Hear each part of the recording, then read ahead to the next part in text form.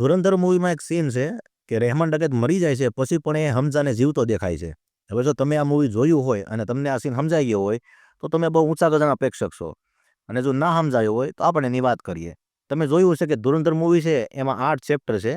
એમાંના જે પેલા 7 ચેપ્ટર છે એમના નામ અંગ્રેજી ભાષામાં છે, અને 8મું અને ફાઇનલ ચેપ્ટર છે એનું નામ લેટિન ભાષામાં છે, જેના શબ્દો છે એટ ટુ બ્રુતુસ. હવે આ જે શબ્દો છે એ શેક્સપિયરના એક પ્રખ્યાત નાટક જુલિયસ સીઝરમાંથી લેવામાં આવેલા છે. અને જુલિયસ સીઝર એ જૂના જમાનાનો રોમનો એક સરમુખત્યાર હતો, અને એ સમયે જુલિયસ સીઝરને મારવો એ પણ લગભગ અશક્ય જેવું કામ હતું. એટલે એની સાથે દગો કરવામાં આવે છે કે કોઈ પિટિશન અરજી આપે છે એવું કહી અને એને સેનેટમાં બોલાવવામાં આવે છે, અને પિટિશન આપવાના બહાને એમના જે હત્યારાઓ છે એની પર ટોળું વળી જાય છે અને એના ઉપર ખંજર વડે હુમલો કરે છે. તો જુલિયસ સીઝર પણ પ્રતિકાર કરી અને લગભગ ઘણા બધા ઘા ચૂકાવી દે છે. પણ અચાનક એનું ધ્યાન પડે છે કે એમના જે હત્યારાઓ છે એમાં એમનો એક ખાસ મિત્ર માર્કસ બ્રુટસ પણ છે.